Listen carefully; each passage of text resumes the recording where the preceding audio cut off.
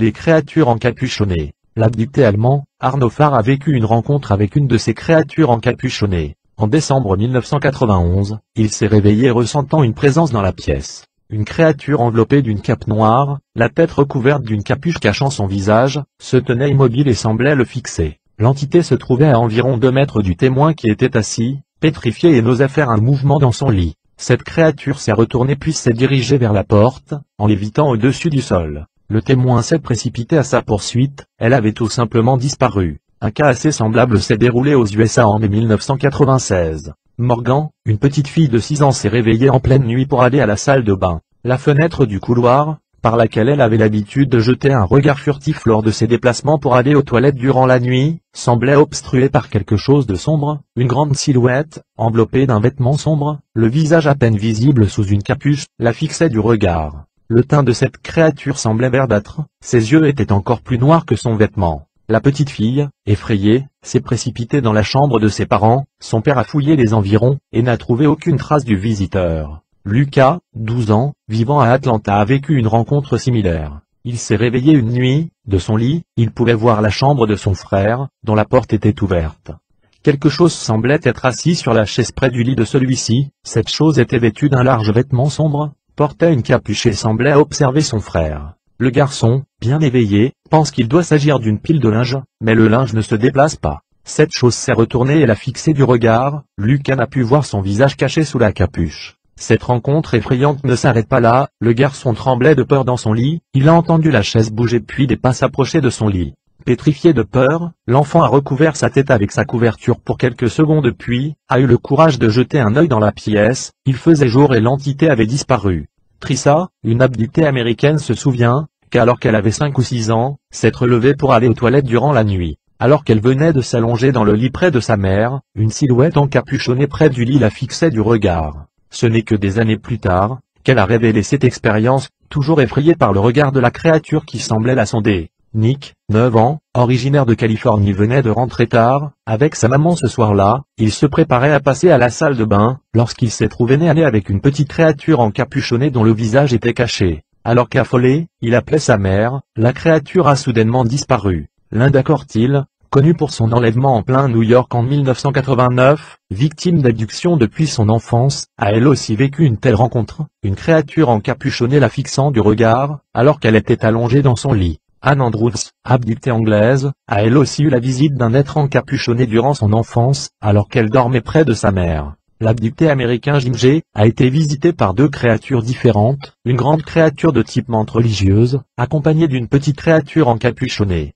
Un témoin allemand a vécu une expérience effrayante durant son enfance, il s'est réveillé en pleine nuit, une petite créature encapuchonnée se tenait près de son lit. Durant de longues minutes, cette créature l'a fixé du regard, il pouvait distinguer les traits de son visage, gris-blanc. L'enfant était terrorisé, assis dans son lit, il n'osait faire un geste sous le regard perçant de cette créature, il s'est mis à hurler alors que la créature s'avançait vers lui en lévitant, puis celle-ci a quitté la pièce laissant l'enfant choqué. On pourrait mettre ces observations sur le compte de rêves éveillés, de cauchemars ou de peur enfantine, cependant, ces créatures sont également observées, alors que les témoins sont bien éveillés, accompagnés parfois d'autres personnes. Un routier suédois, Hans Johnson, a eu l'honneur de faire une telle rencontre dans son pays d'origine en 1984. Au volant de son camion, vers 2 heures du matin, alors qu'il rentrait chez lui, il a aperçu un objet long et sombre se déplacer lentement dans le ciel. Alors qu'il voulait le photographier après être allé chercher son appareil photo chez lui et être revenu sur les lieux de l'observation en voiture, l'objet avait disparu.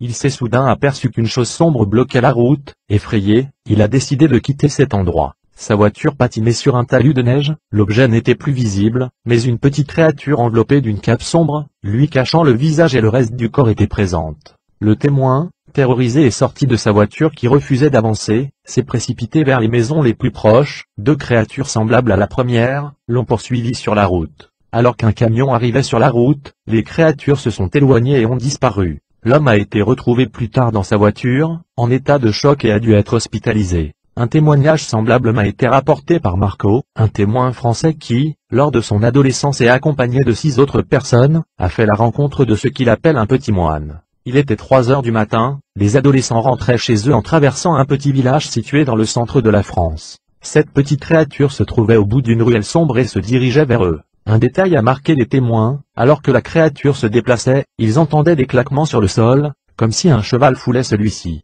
Les témoins ont d'abord pensé à juste titre à un pony, s'étant échappé d'un pré voisin, puis, peu rassurés en se rendant compte qu'il ne s'agissait pas d'un pony, les adolescents ont fait demi-tour pour sortir de cette ruelle. C'est alors que cette créature s'est mise à poursuivre les témoins, le groupe a tourné dans une ruelle à gauche, alors que le témoin principal est allé vers la droite, la créature à ses trousses. Marco l'a décrit comme ressemblant à un petit moine d'environ 1,30 m, vêtu d'une cape et d'une capuche. La poursuite a duré quelques minutes, devant le regard affolé des autres témoins, puis n'y tenant plus, le témoin s'est soudain retourné pour faire face à cette créature qui a d'un coup disparu. Une créature de ce genre a également été observée par un témoin allemand, le 2 janvier 2007 alors que celui-ci fumait une cigarette à l'extérieur. Cette entité, ressemblant à un petit moine lévitait à environ 6 mètres du sol et le témoin a entendu télépathiquement ce message, nous te retrouvons, où que tu te trouves, puis elle s'était élevée dans les airs et a disparu. Un témoin américain a croisé une telle créature en mai 2005, vers 15 h.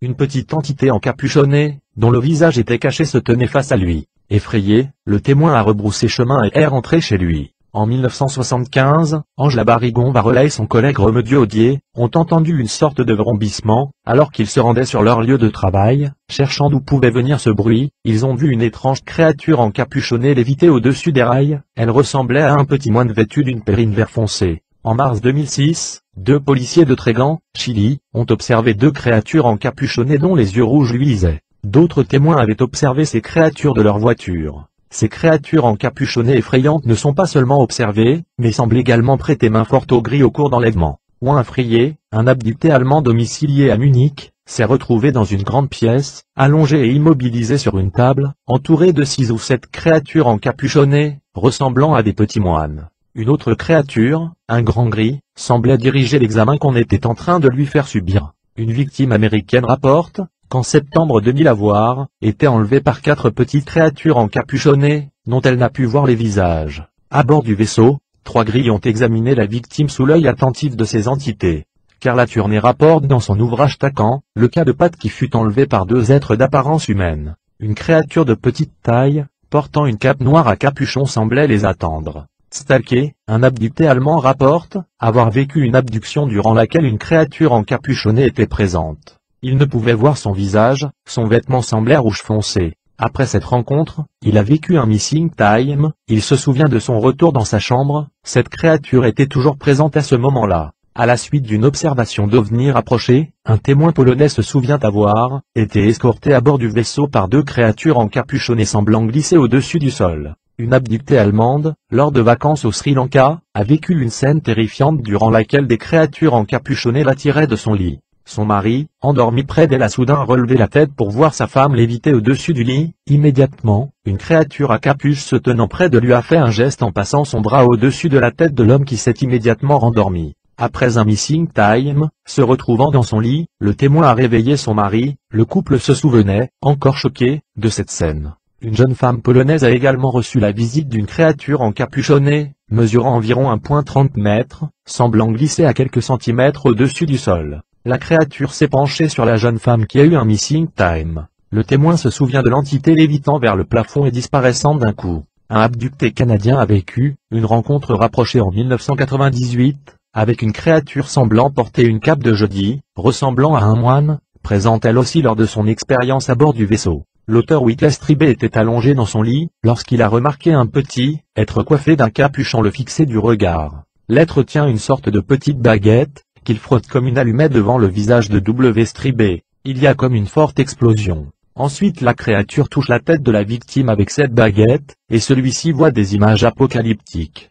Pour terminer avec ces nombreux exemples, un cas allemand remarquable, sur lequel le regretté Johann Fiba avait enquêté. Un jeune garçon de 17 ans a contacté Fiba pour lui faire part de diverses expériences vécues, par lui-même et sa famille, et observations d'OVNI. Une famille tout à fait normale, les parents, un fils et une fille, une jolie petite maison en Basse-Saxe. Lorsque Fiba rend visite à cette famille, l'oncle du jeune garçon est également présent. Johannes Fiba comprend vite la raison de sa présence. L'adolescent lui rapporte une expérience déconcertante vécue quelques nuits plus tôt. Il se réveille avec une sensation étrange durant la nuit, il n'est plus dans sa chambre, il se trouve dans une pièce sombre, il y a un lit et quelqu'un est allongé dans ce lit. Autour du lit se trouvent 4 petites créatures enveloppées de capes sombres, des capuches couvrant leur tête. Le garçon semble se trouver au fond de la pièce, une créature est à la droite du lit, près de la personne qui dort, les 3 autres créatures sont au pied du lit, il en voit 2 de dos, elles sont tournées vers la personne endormie, la 3e est tournée vers lui et le fixe du regard. Cette créature le fixera ainsi durant toute l'expérience.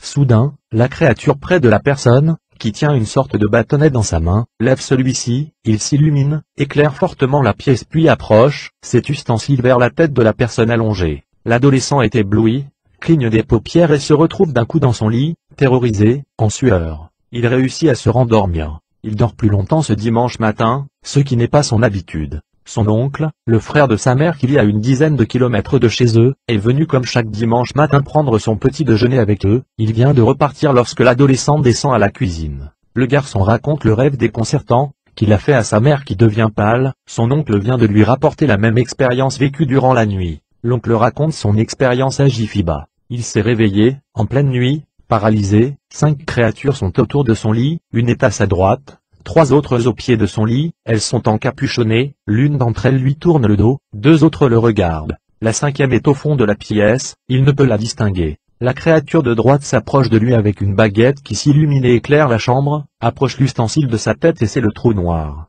Il se réveille le matin se souvenant parfaitement de cette scène. Ces 2 personnes ont vécu la même scène, à 11 km de distance, d'endroits différents de la pièce. L'adolescent n'a pas vu la 5e créature au fond de la chambre. 1. Soit cette créature se trouvait à côté ou derrière lui. 2. Soit cette créature était l'adolescent lui-même. Tous 2 ont dessiné la scène, séparément, à la demande des parents. Leurs dessins représentent une scène identique, vécue sous un angle différent. Pour conclure, cette famille vit depuis des années des visites nocturnes, qu'ils attribuaient jusqu'à l'intervention de Jifiba à des scènes de hantise, personnes défuntes venant les visiter. La tante du jeune garçon, sœur de sa mère et de son oncle, a vécu peu de temps après une visite nocturne, un gris pénétrant dans sa chambre, elle s'est tournée et s'est rendormie, bien que terrifiée. Elle n'était pas au courant des expériences du reste de sa famille, ne s'est jamais intéressée au sujet OVNI, et n'avait pas connaissance des expériences d'abduction. Nous constatons que les expériences rapportant ces créatures encapuchonnées sont nombreuses, bien que celles-ci ne soient pas aussi populaires que les gris. La grande majorité de ces observations sont connexes à des expériences d'abduction, ou surviennent dans l'environnement de personnes vivant des expériences d'enlèvement.